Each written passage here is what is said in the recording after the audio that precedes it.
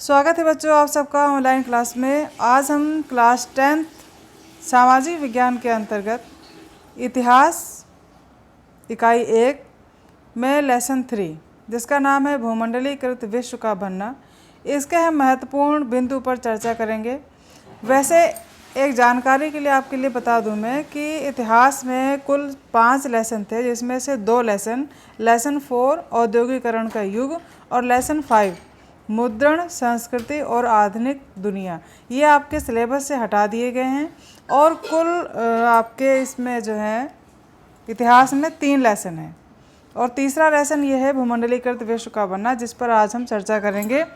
तो बच्चों सबसे पहले जानना यह आवश्यक है कि भूमंडलीकरण का क्या अर्थ है।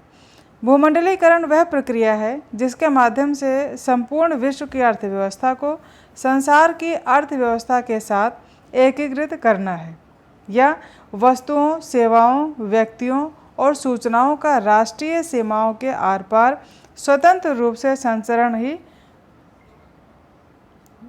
वैश्वीकरण या भूमंडलीकरण कहलाता है। तो ये था बच्चों भूमंडलीकरण के बारे में थोड़ी सी चर्चा। और मैं अब आपको बता दूं कि इसमें जो मुख्य बिंदु हैं इस लेसन में वो आपको कराए जाएंगे। तो आइए शुरू करते हैं और देखते हैं कि इस लेसन में मुख्य बिंदु कौन कौन से हैं। तो सबसे पहले एक ग्लोबल विश्व, दुनिया के विभिन्न देश व्यापार और विचारों तथा संस्कृति के आदान प्रदान के कारण एक दूसरे से आपस में जुड़े हुए हैं। आधुनिक युग में आपसी संपर्क तेज़ी से बढ़ा है, लेकिन सिंधु घाटी की सभ्यता में भी विभिन्न देशों के बीच आपसी संपर्क हुआ करता था। यह आपके जो बुक है NCERT, इसमें से संबंधित मुख्य ये पहला बिंदु है ग्लोबल विश्व के बारे में। और दूसरा है सिल्क रूट यानी रेशम मार्ग। सिल्क रूट किसे कहते हैं, हिंदी में क्या कहते हैं, रेशम मार्ग। ये बहुत ही आवश्यक जानकारी है। तो इसके अंतर्गत चीन को पश्चिमी देशों और अन्य देशों से जोड़ने वाला व्यापार मार्ग सिल्क रूट कहलाता है या रेशम मार्ग कहलाता है। उस ज़माने में कई सिल्क रूट थे। सिल्क रूट ईसा युग की शुरुआत के पहले से ही अस्तित्व में आया था और 15वीं सदी तक बरकरार था।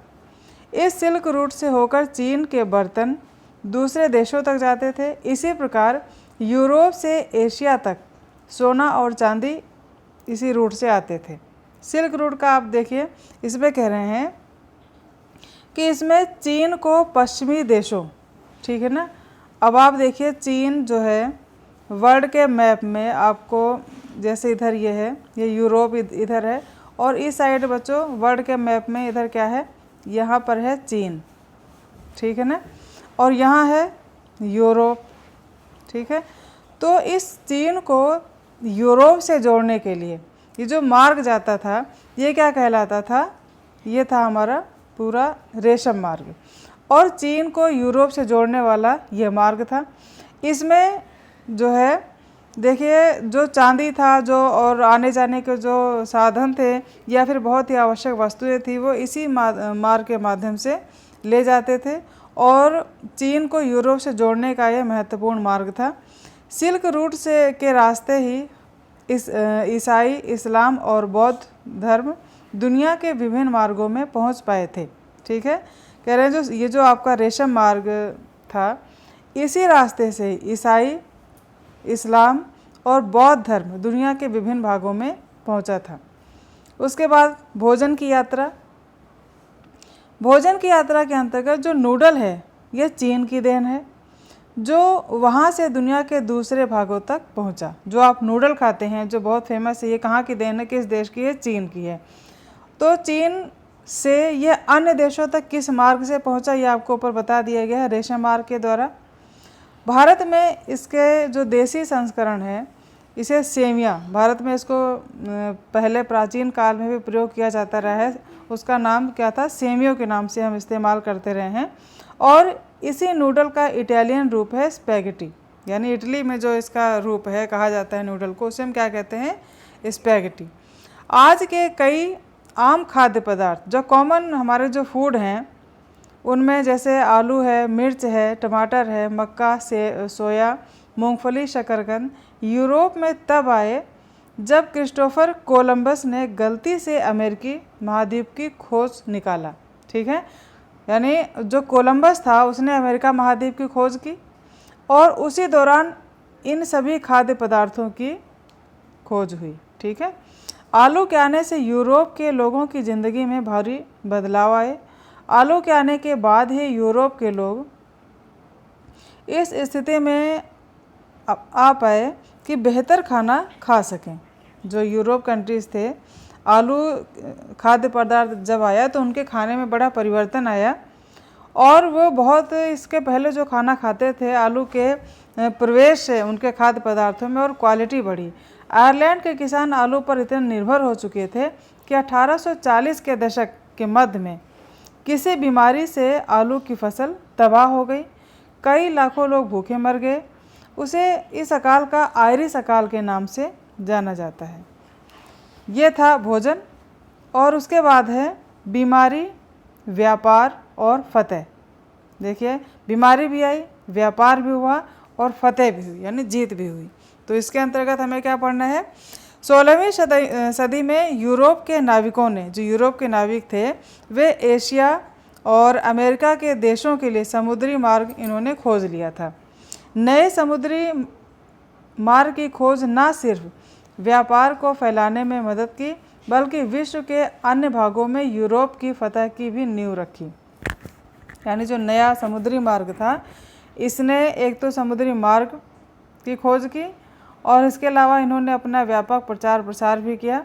अमेरिका के पास खनिजों का भंडार था और इस महाद्वीप में अनाज प्रचुर मात्रा में थे और अमेरिका में अनाज और खनिज ने दुनिया के अन्य भागों के लोगों का जीवन पूरी तरह से बदल दिए। 16वीं सदी के मध्य तक पुर्तगाल और स्पेन, ये यूरोप के जो कंट्री हैं, इनके द्वारा अमेरिका उपनिवेश की अहम शुरुआत हो चुकी थी, लेकिन यूरोपियन की यह जीत किसी हथियार के कारण नहीं बल्कि एक बीमारी के कारण संभव हो पाई थी। यूरोप के लोगों पर चेचक का आक्रमण पहले ही हो चुका था, यानी यूरोप में जो चेचक बीमारी थी, महामारी थी, इसका पहले ही ये फैली हुई थी। इसलिए उन्होंने इस बीमारी के खिलाफ प्रतिरोधन क्षमता विकसित कर ली थी। ये जो अमेरिका यहाँ यूरोप में जो बीमारी थी, इसके खिलाफ इन्होंने अपने आप को तैयार कर लिया था। लेकिन अमेरिका तब तक दुनिया के अन्य भागों में अलग थलग था, इसलिए अमेरिकियों के शरीर में इस बीमारी से लड़ने के लिए जो प्रतिरोधन क्षमता थी, यानी रोगों से लड़ने की जो पावर थी, जो शक्ति थी, वह नहीं थी। जब यूरोप के लोग वहाँ पहुँचे तो अपने साथ चेचक के जीवाणु ले गए। कहाँ? अमेरिका में। क्योंकि यूरोपियन पहले से ही अपने आप को तैयार रखते थे, उनकी इम्यूनिटी पावर जो है ज़्यादा स्ट्रॉन्ग थी और जब वो अमेरिका में गए, अमेरिका के लोगों को उनको इस बीमारी के बारे में ज़्यादा पता भी नहीं था और उनकी प्रतिरोधन क्षमता भी शरीर की कम थी, तो वे क्या हुए, जल्दी ही इस बीमारी से संक्रमित हो गए और अमेरिका के कुछ भागों को पूरी आबादी साफ कर दी इस बीमारी ने। इस तरह यूरोपियन आसानी से अमेरिका पर जीत हासिल कर ली। 19वीं सदी तक यूरोप की कई समस्याएं थी, जैसे गरीबी, बीमारी, धार्मिक टकराव। धर्म के खिलाफ बोलने वाले कई लोग सज़ा के डर से अमेरिका भाग गए थे। उन्होंने अमेरिका से मिलने वाले अवसरों का भरपूर इस्तेमाल किया और इससे उन्होंने काफ़ी तरक्की भी हासिल की।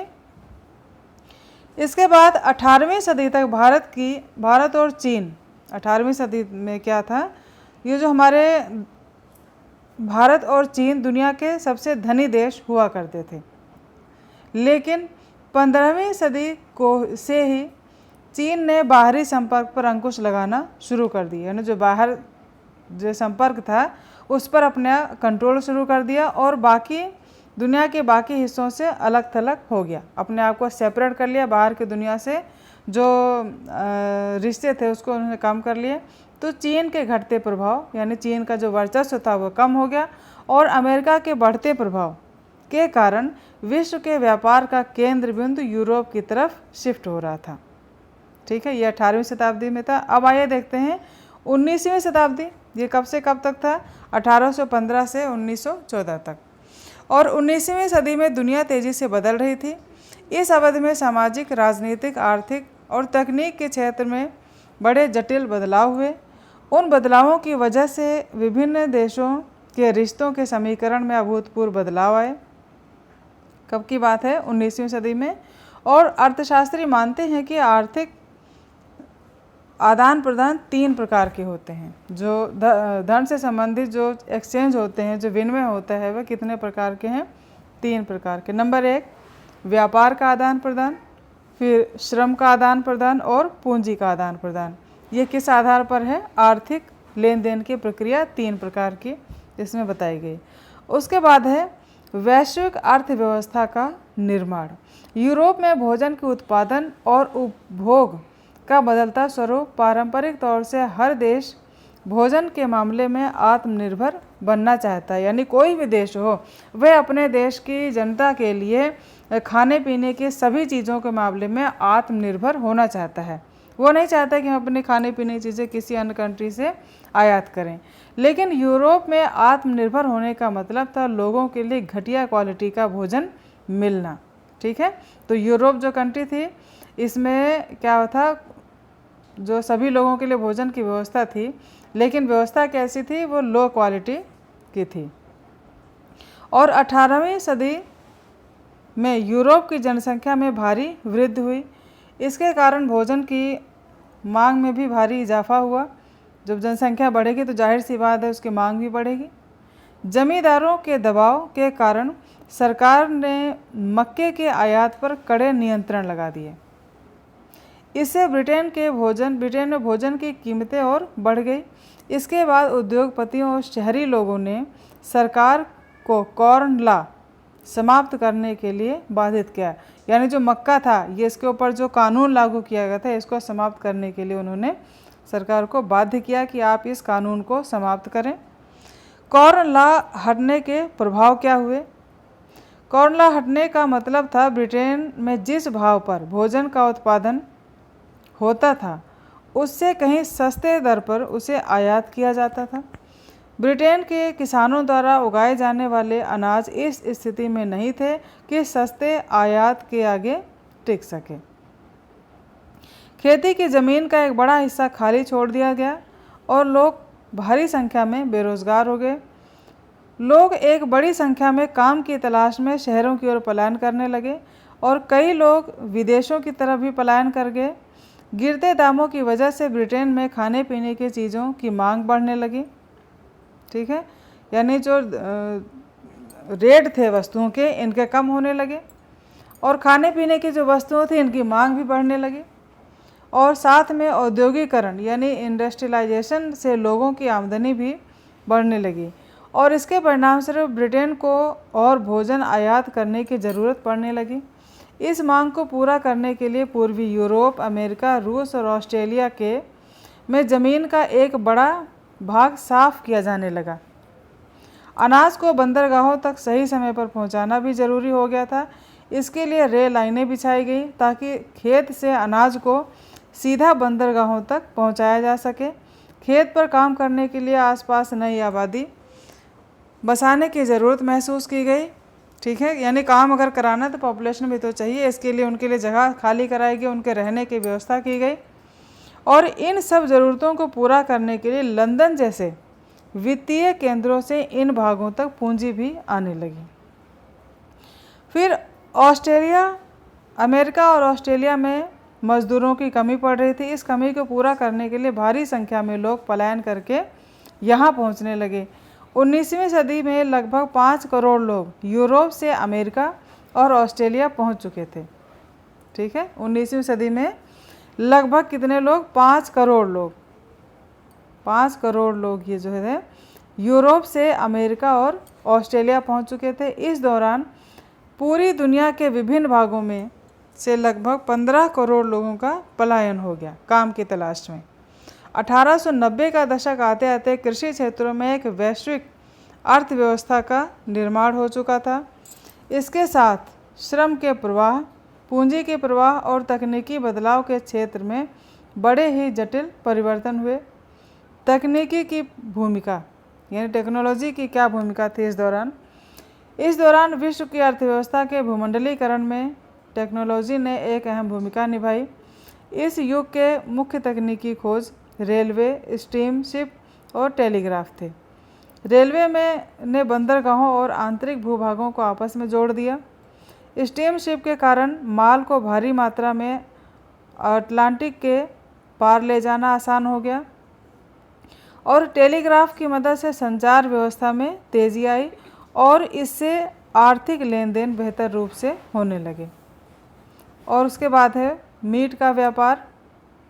इसमें क्या है, मीट का व्यापार इस बात का अच्छा उदाहरण है कि नई टेक्नोलॉजी से किस तरह आम आदमी का जीवन बेहतर हो जाता है। 1870 के दशक तक जानवरों को जिंदा ही अमेरिका से यूरोप लाया जाता था। जिंदा जानवरों को जहाज़ से ले जाने में कई परेशानियां होती थी। ये ज़्यादा जगह लेते थे और कई जानवर रास्ते में बीमार हो जाते थे और या मर भी जाते थे। इसके कारण यूरोप के ज़्यादातर लोगों के लिए मीट एक विलासिता की वस्तु हो गई थी।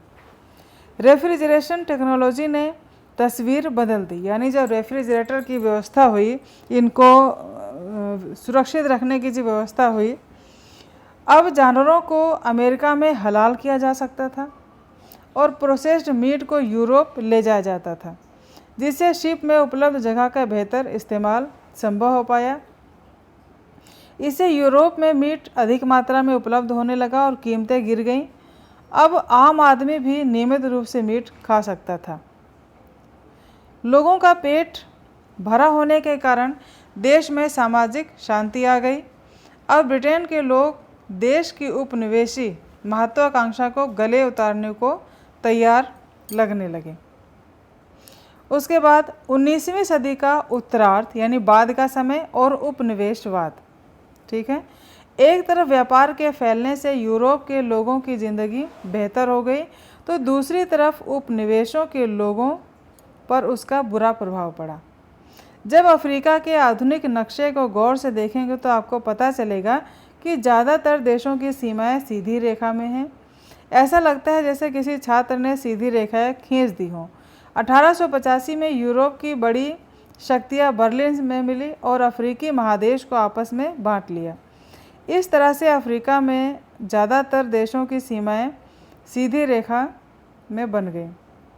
और उसके बाद है रिंडरपेस्ट या मवेशियों का प्लेग। ये जो प्लेग महामारी है, इसके बारे में आपको जानना आवश्यक है कि रिंडरपेस्ट मवेशियों में होने वाली एक, यानी जो जानवर हैं इनमें होने वाली यह एक बीमारी है। और अफ्रीका में रिंडरपेस्ट के उदाहरण से पता चलता है कि किस तरह से एक बीमारी किसी भूभाग में शक्ति के समीकरण को भारी तौर पर प्रभावित कर सकती है। जो महामारी है, अगर चाहे जानवरों हो या मनुष्यों में किसी भी क्षेत्र में अगर फैलती है या हो जाती है, तो उस क्षेत्र की पूरी व्यवस्था को कहीं ना कहीं वो प्रभावित करती है। यही हाल हुआ उसमें अफ्रीका में भी।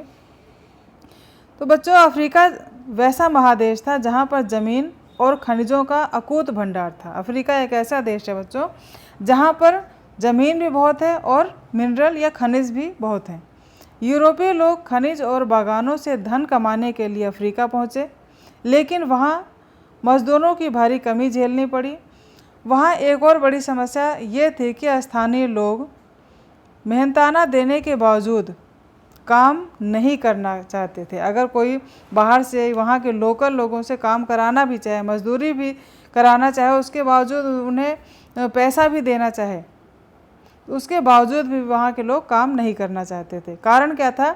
अफ्रीका की आबादी बहुत कम थी और वहाँ उपलब्ध संसाधनों की वजह से लोगों की ज़रूरतें आसानी से पूरी हो जाती थी। उन्हें इस बात की कोई ज़रूरत ही नहीं थी कि पैसे कमाने के लिए काम करें। ठीक है, यानी जनसंख्या कम थी और संसाधन अधिक थे, तो उनकी जो आवश्यकता थी वह उन संसाधनों से आसानी से पूरी हो जाती थी, इसलिए उन्हें मजदूरी करने के लिए कोई ज़रूरत नहीं थी। उसके बाद यूरोपीय लोगों ने अफ्रीका के लोगों को रास्ते पर लाने के लिए कई तरीके अपनाए, यानी उनसे काम कराने के लिए कई तरीके अपनाए। जैसे लोगों पर इतना अधिक टैक्स लगाया कि उससे केवल वो ही अदा कर पाते थे जो खानों और बागानों में काम करते थे। दूसरा क्या उन्होंने उत्तराधिकार के कानून को बदल दिया। अब किसी भी परिवार का एक ही सदस्य जमीन का उत्तराधिकारी बन सकता था। इससे अन्य लोगों को मजदूरी करने पर बाध्य होना पड़ा। और तीसरा उपाय था, खान में काम करने वाले मजदूरों को कैंपस के भीतर ही रखा जाता था और उन्हें जो है खुला घूमने की छूट नहीं थी। अब इसके बाद रिंडरपेस्ट जो महामारी थी, इसका प्रकोप क्या हुआ। रिंडरपेस्ट का अफ्रीका में आगमन 1880 के दशक के आखिर में हुआ था। यह बीमारी उन घोड़ों के साथ आई जो एक ब्रिटिश एशिया से लाए थे। ठीक है, यानी जब आई, जो ब्रिटिश लोग जो थे वे एशिया से इसको लाए थे। ऐसा उन इटालियन सैनिकों की मदद के लिए किया गया था जो पूर्वी अफ्रीका में एरिट्रिया पर आक्रमण कर रहे थे। और रिंडरपेस्ट पूरे अफ्रीका में किसी जंगल की आग की तरह फैल गई। कहाँ से आई थी ये बीमारी जो थी, उन घोड़ों के साथ जो ब्रिटिश एशिया से लाए थे। ठीक है, और यह बीमारी पूरे अफ्रीका में जैसे जंगल में आग फैलती उस तरह से फैल गई। 1892 आते आते यह बीमारी अफ्रीका के पश्चिमी तट तक पहुंच चुकी थी।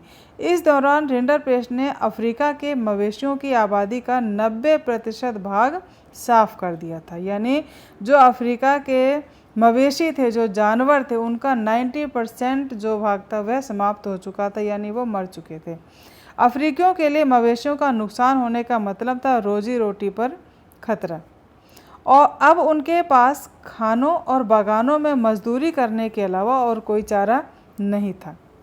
इस तरह मवेशियों को बीमारी ने यूरोपियन को अफ्रीका में अपना उपनिवेश फैलाने में मदद मिली। ये जो यूरोपियन लोग थे, ये इनके साजिश थी अफ्रीका के खिलाफ। ये इस बीमारी को घोड़ों के माध्यम से लेके आए और अफ्रीका के जानवरों को समाप्त कर दिया। और अफ्रीकी जो कि अपने जानवरों पर डिपेंड थे, और उनके लिए यह एक मजबूरी बन गई कि जो खदानों में काम करना और यूरोपियन के कहना उनके हिसाब से चलना और काम करना। ठीक है, अब आगे है भारत में बंधुआ मजदूरों का पलायन। भारत में जो बंधुआ मजदूर हैं उनका पलायन हुआ।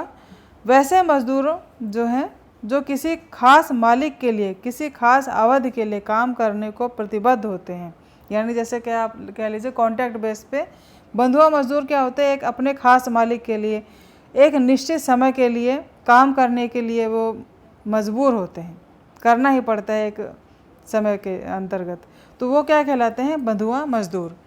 आधुनिक बिहार, उत्तर प्रदेश, मध्य भारत, तमिलनाडु के सूखाग्रस्त इलाकों से कई गरीब लोग बंधुआ मजदूर बन गए। इन लोगों को मुख्य रूप से कैरेबियन आइलैंड, मॉरिशस और फिजी भेजा गया। कई को सिलोन और मलाया भी भेजा गया। भारत में कई बंधुआ मजदूरों को असम के चाय बागानों में भी काम पर लाया गया। एजेंट अक्सर झूठे वायदे करते थे और मजदूरों से को यह भी नहीं पता होता था कि वे कहाँ जा रहे हैं। इन मजदूरों के लिए नई जगह पर बड़ी भयावह स्थिति हुआ करती थी, अर्थात मजदूरों को बिना बताए ही वो लोग ले जाते थे और ये भी नहीं बताते थे कि आप कहाँ जा रहे हो, किस लिए जा रहे हो, क्या काम करना है। कुल मिला के उनके साथ एक अन्याय हो रहा था और उन्हें इन कठिन परिस्थितियों में काम करना पड़ता था, अनजान एरिया में जा कर के। 1990 के दशक से भारत के राष्ट्रवादी लोग बंधुआ मजदूर के सिस्टम का विरोध करने लगे। इस सिस्टम को 1921 में समाप्त कर दिया गया। बंधुआ मजदूर जो थी 1921 में समाप्त हो गई। अब है भारत में विदेशों में भारतीय व्यवसायी, यानी फॉरेन कंट्रीज़ में भारत बिजनेसमैन, इनकी क्या भूमिका रही। भारत के नामी बैंकर और व्यवसायियों में शिकारीपुरी श्राफ ऑफ नोटुकोटी चेट्टियार का नाम आता है, ने दक्षिणी और केंद्रीय एशिया में कृषि निर्यात में पूंजी लगाते थे। भारत में और विश्व के विभिन्न भागों में पैसा भेजने के लिए उनका अपना एक परिष्कृत सिस्टम हुआ करता था। भारत के व्यवसायी और महाजन उपनिवेशी शासकों के साथ अफ्रीका भी पहुंच चुके थे। हैदराबाद के सिंधी व्यवसायी तो यूरोपियन उपनिवेशों से भी आगे निकल गए थे। 1860 के दशक तक उन्होंने पूरी दुनिया के महत्वपूर्ण बंदरगाहों, फलते फूलते एम्पोरियम भी बना लिए थे। यानी जो भारतीय व्यवसायी थे, बिजनेसमैन थे, ये दुनिया के कई देशों में जा कर के इन्होंने अपना वर्चस्व स्थापित कर लिया था। और भारतीय व्यापार, उपनिवेश और वैश्विक सिस्टम। भारत का जो व्यापार है, भारत के उपनिवेश और वैश्विक सिस्टम क्या है, इसके बारे में देखते हैं। भारत में उम्दा कॉटन यानी हाई लेवल की क्वालिटी वाले जो सूती कपड़े थे, इन कपड़ों का ये कपड़े वर्षों से यूरोप निर्यात होते रहते थे। यानी अच्छी क्वालिटी के जो कॉटन के कपड़े थे कहाँ निर्यात होते थे, यूरोप को। लेकिन इंडस्ट्रियलाइजेशन के बाद स्थानीय उत्पादकों ने ब्रिटिश सरकार को भारत से आने वाले कॉटन के कपड़ों पर प्रतिबंध लगाने के लिए बाध्य कर दिया, मजबूर कर दिया कि ब्रिटिश सरकार जो है भारत से कॉटन के कपड़े नहीं मंगाए। इससे ब्रिटेन में बने कपड़े भारत के बाज़ारों में भारी मात्रा में आने लगे और 1800 में भारत के निर्यात में 30% हिस्सा कॉटन के कपड़ों का था। 1815 में गिरकर 15% हो गया। 70 आते आते यह 3% ही रह गया। लेकिन 1812 से 71 तक कच्चे कॉटन का निर्यात 5% से बढ़ाकर 35% हो गया, यानी यह प्रतिशत बढ़ गया। इस दौरान निर्यात किए गए सामानों में नील यानी इंडिगो में तेज़ी से बढ़ोतरी हुई। भारत में सबसे ज़्यादा निर्यात होने वाला सामान था अफीम, जो मुख्य रूप से चीन जाता था। भारत से ब्रिटेन को कच्चे माल और अनाज का निर्यात बढ़ने लगा। जो ब्रिटेन में पहले क्या जाता था, कॉटन के कपड़े, अब क्या जाने लगा, कच्चा माल और अनाज का निर्यात बढ़ गया और ब्रिटेन से तैयार माल का आयात बढ़ने लगा। देखिए स्थिति बिल्कुल साफ़ है।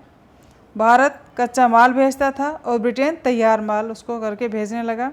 इससे एक ऐसी स्थिति आ गई जब ट्रेड सरप्लस ब्रिटेन के हित में हो गया, यानी व्यापार संतुलन भारत के हित में ना होकर ब्रिटेन के हित में हो गया। इस तरह से बैलेंस ऑफ पेमेंट ब्रिटेन के फेवर में था। भारत के बाज़ार से जो आमदनी होती थी उसका इस्तेमाल ब्रिटेन अन्य उपनिवेशों की देखरेख करने के लिए करता था और भारत में रहने वाले अपने ऑफिसर को होम चार्ज देने के लिए करता था। और उसके बाद भारत के बाहरी कर्जे की भरपाई और रिटायर ब्रिटिश अफसर जो भारत में थे का पेंशन का खर्चा भी होम चार्ज के अंदर ही करते थे। उसके बाद युद्ध काल की अर्थव्यवस्था। पहले विश्व युद्ध यानी पहला विश्व युद्ध कब हुआ था, 1914 से 1918 तक। तो पहले विश्व युद्ध ने पूरी दुनिया को कई मायनों में झकझोर कर रख दिया। लगभग 90 लाख लोग मारे गए और 2 करोड़ लोग घायल हो गए। कब, प्रथम विश्व युद्ध के दौरान। मरने वाले या अपाहिज होने वालों में ज़्यादातर लोग उस उम्र के थे जब आदमी आर्थिक उत्पादन करता है। ठीक है, यानी कितने वर्ष के एज के थे, 35 से एबव थे, 35 से स्टार्ट थे और उसके ऊपर तक के थे उम्र के लोग। इसमें यूरोप में सक्षम शरीर वाले कामगारों की भारी कमी हो गई और परिवार में कमाने वालों की संख्या कम हो जाने के कारण पूरे यूरोप में लोगों की आमदनी घट गई। ज़्यादातर पुरुषों को युद्ध में शामिल होने के लिए बाध्य होने पड़ा, लिहाजा कारखानों में महिलाएं काम करने लगी और जो काम पारंपरिक रूप से पुरुषों के काम माने जाते थे अब महिलाएं भी करने लगी। इस युद्ध के बाद दुनिया की कई बड़ी आर्थिक शक्तियों के बीच संबंध टूट गए। ब्रिटेन को युद्ध के खर्चे उठाने के लिए अमेरिका से कर्ज लेना पड़ा। इस युद्ध ने अमेरिका को एक अंतर्राष्ट्रीय कर्जदार से अंतर्राष्ट्रीय साहूकार बना दिया। अब विदेशी सरकारों और लोगों की अमेरिका में संपत्ति की तुलना में अमेरिकी सरकार और उसके नागरिकों की विदेशों में ज़्यादा संपत्ति थी। अर्थात अमेरिका का वर्चस्व बढ़ गया और अमेरिका जो कर्जदार था अब क्या बन गया, वो साहूकार बन गया। उसके बाद युद्ध के बाद क्या सुधार हुए। जब ब्रिटेन युद्ध में व्यस्त था तब जापान और भारत में उद्योग का विकास हुआ। युद्ध के बाद ब्रिटेन को अपना पुराना दबदबा कायम करने में परेशानी होने लगी। साथ ही ब्रिटेन अंतर्राष्ट्रीय स्तर पर जापान से टक्कर लेने में अक्षम पड़ रहा था। युद्ध के बाद ब्रिटेन का अमेरिका पर भारी कर्जा लद चुका था। युद्ध के समय ब्रिटेन में चीज़ों की मांग में तेज़ी आई थी, जिससे वहाँ की अर्थव्यवस्था फल फूल रही थी। लेकिन युद्ध समाप्त होने के बाद मांग में गिरावट आई। युद्ध के बाद ब्रिटेन के 20% कामगारों को अपनी नौकरी से हाथ धोना पड़ा। कब? विश्व युद्ध के बाद। युद्ध के पहले पूर्वी यूरोप गेहूं का निर्यातक था, यानी गेहूं को वो अन्य देशों को भेजता था। लेकिन युद्ध के दौरान पूर्वी यूरोप के युद्ध में शामिल होने की वजह से कनाडा, अमेरिका और ऑस्ट्रेलिया गेहूं के मुख्य निर्यातक के रूप में उभरे। और जैसे ही युद्ध खत्म हुआ, पूर्वी यूरोप ने फिर से गेहूं की सप्लाई शुरू कर दी। इसके कारण बाजार में गेहूं की अधिक खेप आ गई और कीमतों में भारी गिरावट हुई और प्राचीन अर्थव्यवस्था में तबाही आ गई। इसके बाद बड़े पैमाने पर उत्पादन और उपभोग की शुरुआत, यानी जो बड़े स्केल पर फिर से प्रोडक्शन हुआ और उसका क्या हुआ, उपभोग भी शुरुआत हो गई, अर्थव्यवस्था बदलने लगी। अमेरिका की अर्थव्यवस्था में युद्ध के बाद के झटकों में तेज़ी से निजात मिलने लगी। 1920 के दशक में बड़े पैमाने पर उत्पादन अमेरिकी अर्थव्यवस्था में मुख्य पहचान बन गई। फोर्ड मोटर के संस्थापक हेनरी फोर्ड मास प्रोडक्शन के जनक माने जाते हैं। बड़े पैमाने पर उत्पादन करने के लिए उत्पादन क्षमता बढ़ी और कीमतें घट गईं। अमेरिका के कामगार यानी जो मजदूर थे बेहतर कमाने लगे, इसलिए उनके पास खर्च करने के लिए ज़्यादा पैसे थे। इससे विभिन्न उत्पादों की मांग तेज़ी से बढ़ी। कार का उत्पादन 1919 में 20 लाख से बढ़कर 1929 में 50 लाख हो गई और इसी तरह से बजाजी सामानों जैसे refrigerator, washing machine, radio, gramophone आदि की मांग तेज़ी से बढ़ने लगी। अमेरिका में घरों की मांग में ज़बरदस्त बढ़ोतरी हुई। आसान किस्तों पर कर्ज की सुविधा के कारण इस मांग को और हवा मिली। इस तरह से अमेरिकी अर्थव्यवस्था खुशहाल हो गई और 1923 में अमेरिका ने दुनिया के अन्य हिस्सों को पूंजी निर्यात करना शुरू कर दिया, यानी दूसरे देशों को आर्थिक मदद देना शुरू कर दिया और सबसे बड़ा विदेशी साहूकार बन गया। कौन? अमेरिका। इससे यूरोप की अर्थव्यवस्था को भी सुधरने का मौका मिला और पूरी दुनिया का व्यापार अगले 6 वर्षों तक वृद्धि दिखाता रहा। ये तो था वृद्धि काल का दौरान, यानी सुधरने का मौका। लेकिन फिर एक युग आया, कैसा? विश्वव्यापी मंदी का। ज़्यादा से ज़्यादा कृषि उत्पादन। 1920 के दशक में कृषि क्षेत्र में ज़रूरत से ज़्यादा उत्पादन एक अहम समस्या थी।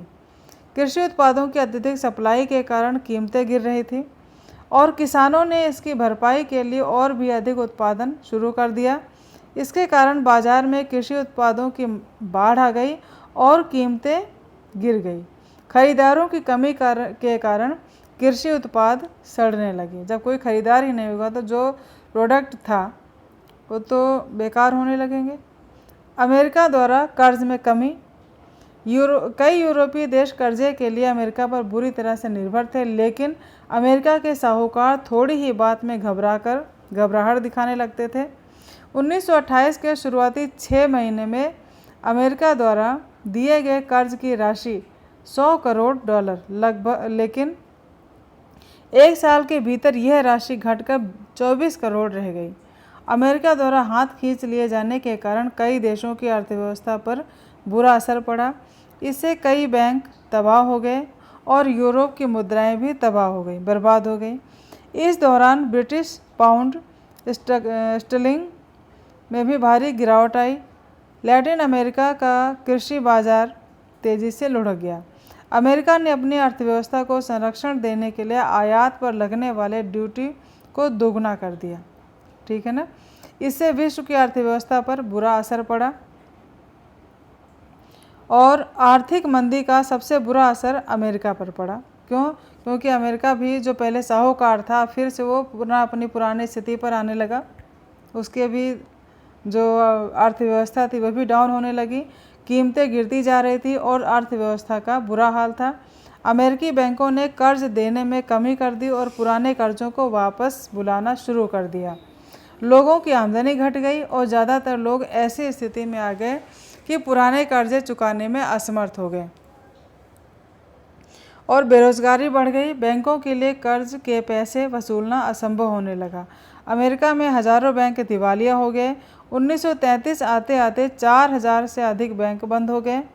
1929 से 1932 के बीच लगभग 1,10,000 कंपनियां बंद हो गईं। 1935 से ज़्यादातर देशों में थोड़ा सुधार हुआ।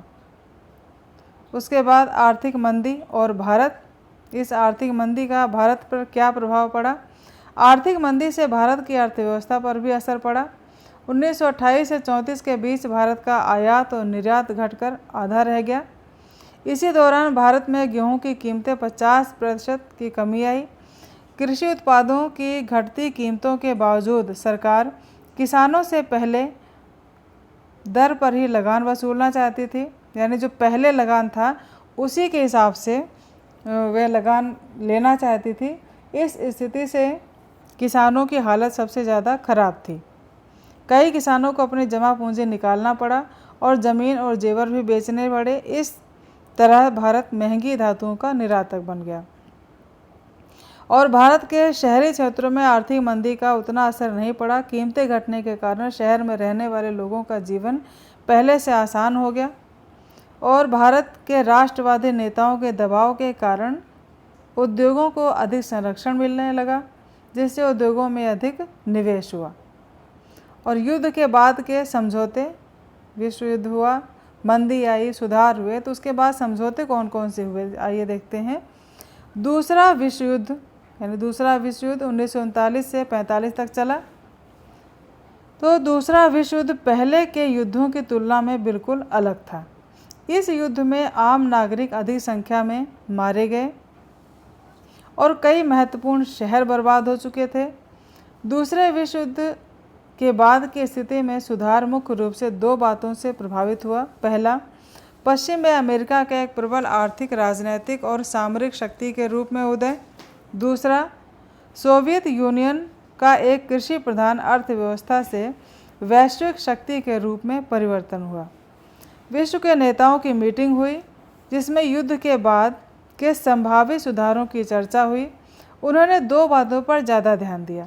पहली बात थी कि औद्योगिक देशों के आर्थिक संतुलन को बरकरार रखना। जो उद्योग के मामले में जो अच्छे देश थे, जिनकी स्थिति अच्छी थी, उनका आर्थिक संतुलन बनाए रखना और रोज़गार दिलवाना, और पूंजी, सामान और कामगारों के प्रवाह पर बाहरी दुनिया के प्रभाव को नियंत्रित करना।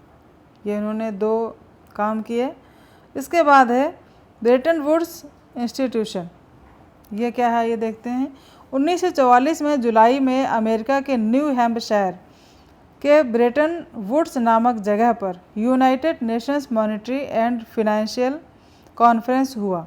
इस कॉन्फ्रेंस में इंटरनेशनल मॉनेटरी फंड की स्थापना हुई। इस संस्था को सदस्य देशों के बाहरी नफ़े और नुकसान की देखभाल के लिए बनाया गया। यानी जो संस्था जो बनाई गई, इसको काम दे दिया गया कि यह संस्था देश के बाहर जो व्यापार होता था उसमें कितना लाभ हो रहा, कितना नुकसान हो रहा, वह यह ऑब्जर्वेशन करेगी। युद्ध के बाद के पुनर्निर्माण की फंडिंग के लिए international bank for reconstruction and development की स्थापना की गई। इसे वर्ल्ड बैंक के नाम से भी जाना जाता है। IMF और वर्ल्ड बैंक को ब्रेटन वुड्स इंस्टीट्यूशन भी कहा जाता है। इसलिए युद्ध के बाद की आर्थिक प्रणाली का ब्रेटन वुड्स सिस्टम भी कहा जाता है। IMF और वर्ल्ड बैंक ने 1947 में अपना काम शुरू किया। इन संस्थाओं के लिए जाने वाले संस्थाओं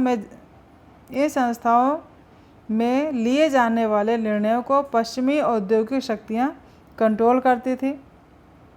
यानी जो पश्चिमी देश थे, यूरोपियन कंट्री, अमेरिका और ये जितने देश थे पश्चिमी देशों के इंडस्ट्री में स्ट्रॉन्ग कंट्री थे, ये शक्तियां कंट्रोल करती थी।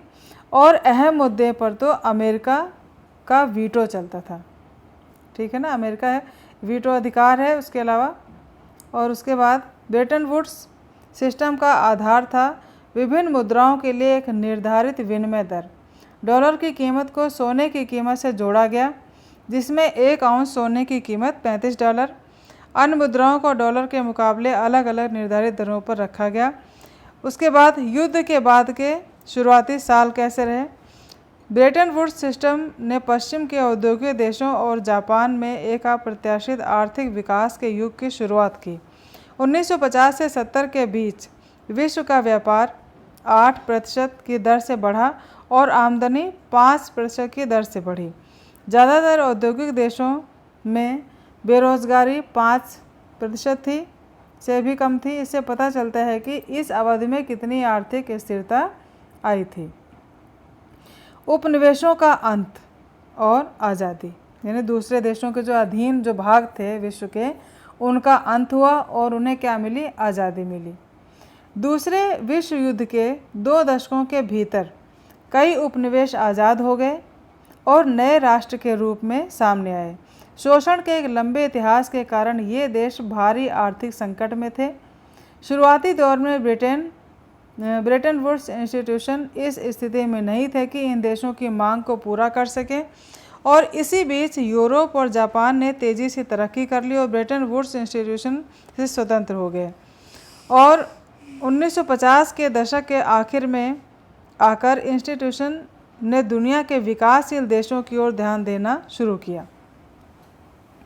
ये संस्थाएं पुरानी उपनिवेशी ताकतों के नियंत्रण में थी, इसलिए ज़्यादातर विकासशील देशों पर अभी भी इस बात का खतरा था कि पुरानी उपनिवेशी ताकतें उनका शोषण कर रही थी।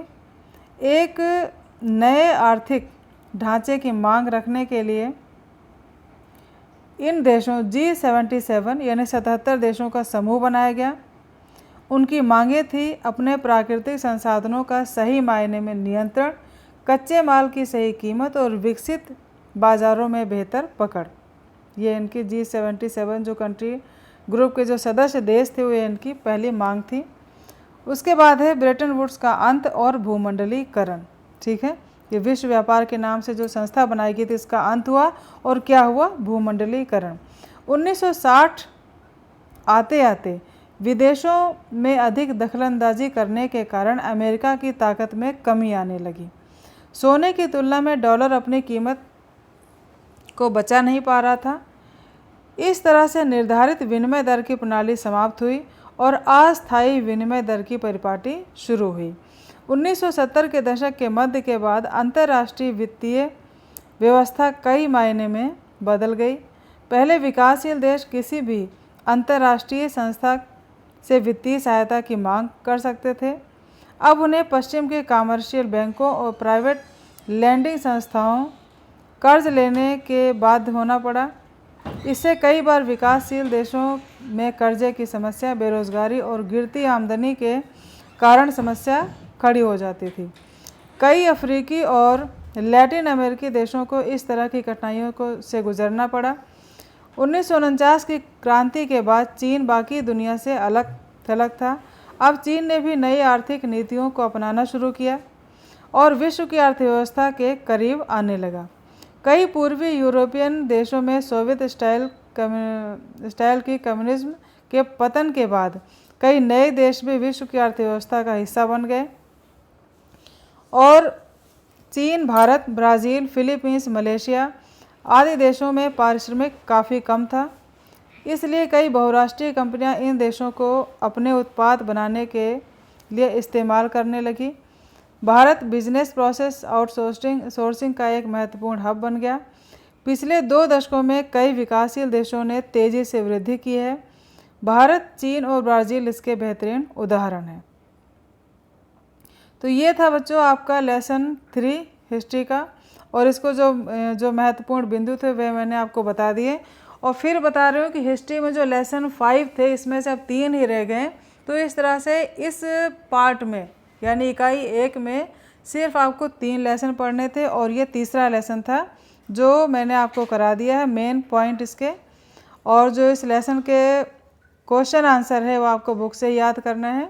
ठीक है, तो बच्चों अगर वीडियो आपको अच्छा लगे तो लाइक करें, चैनल को सब्सक्राइब ज़रूर करें, जिससे कि अगले लेसन की वीडियो आपको समय रहते इसका नोटिफिकेशन आपके पास आ जाए। तो मिलते हैं अगले लेसन के अगले वीडियो में। तब तक के लिए बच्चों आप अपना ध्यान रखें। Thank you, take care.